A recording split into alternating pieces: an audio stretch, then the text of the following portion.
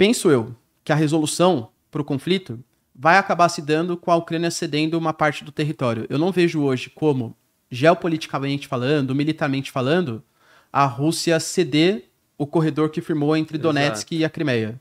Eles não vão abrir mão disso. Abrir mão disso seria o Putin falar, eu perdi. Eu que sou muito mais poderoso que a Ucrânia, tentei invadir os caras, mas o mundo ocidental me venceu. Eu não vejo o Putin fazendo isso. Caso o Putin ele comece a ser derrotado, eu tenho até medo do que pode acontecer, porque aí, bom, se com tropas eu não tô conseguindo, tem um jeito fácil da gente derrotar os ucranianos.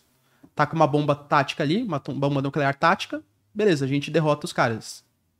Percebe? Mas, então, por isso que a França fala, né, tentar fazer um acordo que não humilhe o Putin, porque o Putin humilhado pode ser bem perigoso até para a própria existência da Ucrânia. Sim, muito bom.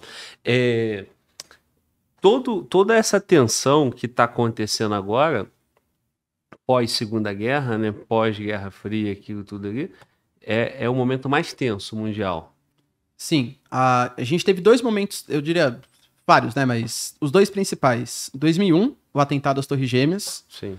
Porque se a gente for pensar, o atentado às Torres Gêmeas, simbolicamente falando, ela é muito simbólico o que aconteceu ali.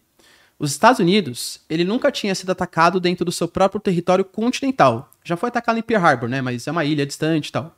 Dentro do próprio território, os Estados Unidos nunca tinha sido atacado. E ainda, a gente teve um ataque que pretendia chegar ao World Trade Center, que é o símbolo econômico dos Estados Unidos, né? Ao Pentágono, que é o símbolo militar, e a Casa Branca, que é o símbolo político. Então, simbolicamente falando, era super importante esses ataques. Quando a Al-Qaeda foi lá e atacou, e ficaram sabendo que foi a Al-Qaeda, pô, beleza, Estados Unidos tem que dar uma resposta até pra satisfazer a população. Ok. Durante a Guerra Fria, alguém me atacou. Pô, é a União Soviética, o que eu faço? Ataco a União Soviética. Existe o território soviético, eu vou lá e ataco os caras. Agora, a Al-Qaeda me atacou. Tá, beleza, cadê a Al-Qaeda? Quem é a Al-Qaeda? Exato. Tem a Al-Qaeda no Paquistão, no Afeganistão, no Sudão, falam que tem até a Al-Qaeda na América também, enfim, né? É difícil saber exatamente onde está a Al-Qaeda, onde estava o Bin Laden. Então, os Estados Unidos, ele muda radicalmente a sua geopolítica, e o Bush até cria uma doutrina na época, chamada Doutrina Bush. Então, ele fala assim, ó, como eu não sei onde está a Al-Qaeda, a gente vai dividir o mundo em dois eixos. O eixo do bem e o eixo do mal. O eixo do mal são os países que eu considero que podem ter células da Al-Qaeda, células terroristas da Al-Qaeda. E os países do eixo do bem são os países que eu acho que, se tivesse alguma célula, colaboraria com a investigação. Como consequência a isso, os Estados Unidos invade o Afeganistão em 2001 e invade o Iraque em 2003.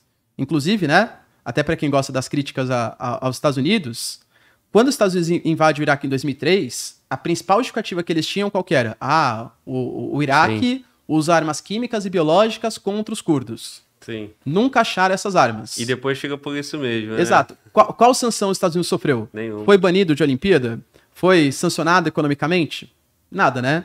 Então, fica bem claro que o mundo, principalmente o ocidental, tem dois pesos e duas medidas. E aí, quando você fala isso com toda a responsabilidade que você está falando, alguém vai dizer assim... eu sou pró-Rússia. Exato. Eu amo Putin, eu amo Xi Jinping, eu sou financiado pelo Partido Comunista Chinês, certeza, né? Por favor, professor, continue. Eu te cortei, tu esqueceu não, né? Não, tá. E aí invade o Iraque em 2003. Então, os Estados Unidos ele começa a se expandir no mundo. Então, a gente fala que é uma mudança radical na geopolítica daquele momento. Mas hoje em dia, por que eu falo que ela é mais perigosa do que foi a de 2001, que também foi uma grande mudança? Porque ela envolve mais países. Ela envolve o mundo inteiro. Ela envolve a União Europeia de um lado, a Rússia do outro, a China do lado, os Estados Unidos do outro. E tem um conflito que pode ser ainda mais perigoso e que está se formando nesse momento, que é o de Taiwan. Por quê? Se acontecer, se de fato a China fizer uma incursão em Taiwan, aí ferrou. A chance de não ter um conflito muito perigoso de uma escala mundial, com uma crise econômica internacional muito mais forte que a de hoje, é nula. Por quê? Taiwan tem hoje, os Estados Unidos sempre manteve o que eles chamam de ambiguidade estratégica em Taiwan. Os Estados Unidos nem protege tanto Taiwan, a ponto de Taiwan ficar muito confiante e ameaçar os chineses, mas também não deixa Taiwan tão desamparado assim, a ponto dos chineses criarem confiança e ameaçarem Taiwan. Então fica nesse meio termo, olha, os Estados Unidos hoje, por exemplo, não reconhece Taiwan como país. Quem é a China é a República Popular da China, que é a China comunista, né, a China socialista. mas mantém negócios indiretos, militares, inclusive, com a ilha, né? O Biden, recentemente, ele anunciou que se a China fizer uma incursão militar em Taiwan, ele vai defender Taiwan militarmente. E a China até, inclusive, vazou, e eu sempre suspeito desses vazamentos aí, né? Ah, vazou sem querer, Vazou uma reunião do Partido Comunista Chinês com altos oficiais do exército chinês planejando como que seria uma incursão em Taiwan. Então, aparentemente, essa incursão ela está cada vez mais forte. Será que vai acontecer agora, em que o mundo já está preocupado com a guerra da Ucrânia, com a Rússia? Não sei. Será que vai acontecer agora que talvez o mundo oriental veja o Biden, talvez não como um presidente tão energético, um presidente tão forte? Pode ser também. E por que esse conflito ele é, inclusive, mais perigoso que o conflito entre Rússia e Ucrânia? Porque eu estou falando de China e Estados Unidos que brigariam, que são dois países que têm armamento nuclear.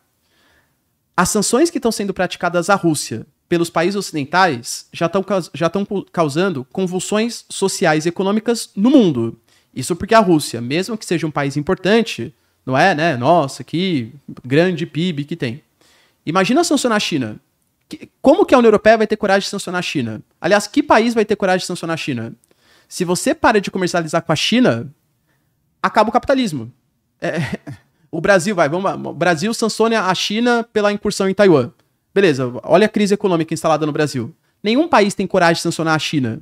Nenhum país tem coragem de sancionar os Estados Unidos. São dois países insancionáveis, digamos assim. Porque o prejuízo à economia seria muito trágico. Então, se tiver acontecer essa incursão, como que os países vão se comportar, como que vão ser as sanções contra isso, e a gente está falando de dois países que têm capacidade bélico-militar, bélico-nuclear, inclusive. Então, é muito mais problemático do que a guerra entre Ucrânia e Rússia.